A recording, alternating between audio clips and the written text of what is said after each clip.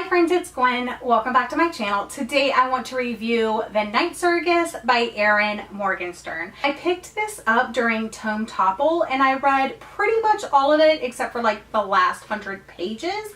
And the reason why it took me a while to read despite its size was that you really do need to concentrate when you're reading this, because the story spans, I think, like 30 years, and it's kind of like a chess game. You really need to pay attention to each and every move. There's a lot of characters, and you're flipping back and forth between different decades. I'm very late to the game in reading this story, but I wanted to pick it up. I put it on my list of 10 books to read this year, so check. If you don't know about The Night Circus, I will sum it up by saying that it is about a circus that pops up in the middle of the night out of nowhere, and that circus is the setting for this duel between two illusionists, Cecilia and Marco.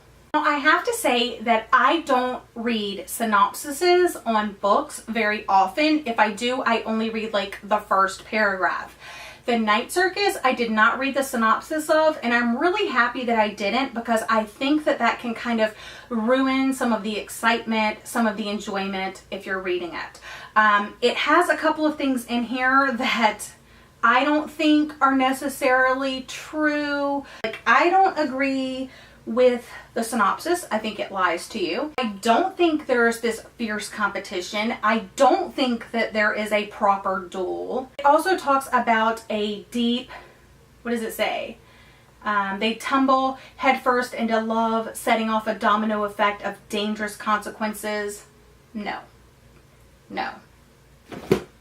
No. So I'm not sure if the person that wrote the synopsis actually read the entire book, or if they just like spark notes it or whatever, but lies. But it was blurred by the Associated Press that said magical, enchanting, spellbinding, mesmerizing, and I do agree with that. So don't read the synopsis, go into it blind, and I think you'll enjoy it a little bit more. So these two illusionists, Cecilia and Marco, kind of are the main characters, but there's so many side characters that they really become part of the story as well. Cecilia and Marco were, since childhood, trained by their mentors, Cecilia by her father, and then Marco was adopted by this man named Alexander, or this man in gray. He gets adopted and they're both trained, but it doesn't go too into depth about their training, especially for Marco. It does more so for Cecilia, some of the things that her father does to her to help her, you know, become better in her craft. But overall, the whole duel, the whole like purpose you're thinking of the story and this fierce duel competition, you know, whatever, I'm not sure what the goal is, and they don't really explicitly tell you unless you read the back of the book. They don't tell you until like far into the book how the winner is chosen. So Cecilia and Marco are basically trained for this duel that takes place. They don't know who they're facing. It's kind of like this, you know, cat and mouse game of what's important, it's just so vague, and you're just so, I don't know, dumbfounded, like, isn't this the point of like, what's going on? Do they know each other? Why are they in battle? What's the outcome going to be? Who's going to win? Who do I want to win? You never really get answers to that until like the very end. So it really is this book of a journey about this circus with these magical characters. And I absolutely fell in love with Bailey and Poppet and Widget. They are definitely my favorite characters. They're all side characters, but they do play an important role in the circus, especially towards the end of the novel. And I would love to hear more of stories from their perspective. Super descriptive and super atmospheric for that reason. I think it's a great autumn read because it has that like carnival, fair, you know, circusy vibe to it, and it talks about the smells and the scents and just everything, the weather. And I just think it, like, I would read certain lines and be like, I'm so glad I'm reading this right now, because like it's at the end of summer, almost fall, and I was just like, yes. So like I mentioned at the beginning, it spans, I believe, 30 years. So there's these intertwining timelines, and it doesn't go day 1, day 2, day 3, day 4. It bounces back and forth between different decades. So it's kind of a little confusing because you're trying to find out what events are important, what are not, who's an important character, who's not, because there's a lot of characters.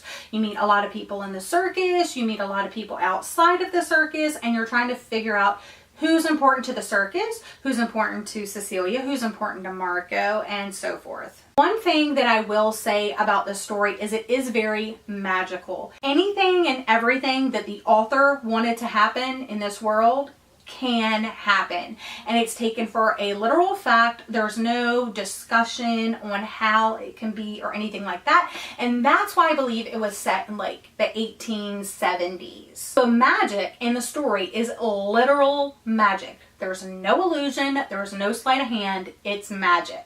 Now, don't get me wrong, I loved it. I was there for it. I was eating it up. The characters were magical, the circus was magical, and I just loved it. And again, it's like a chess game.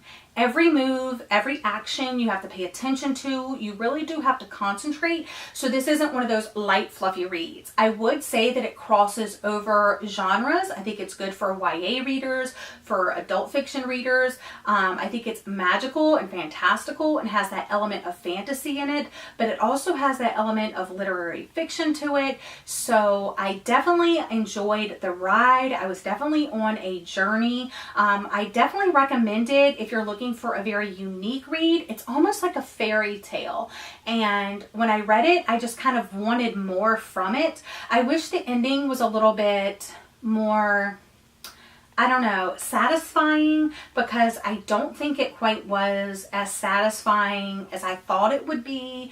I kind of left me wanting more, to know more, to what happens next.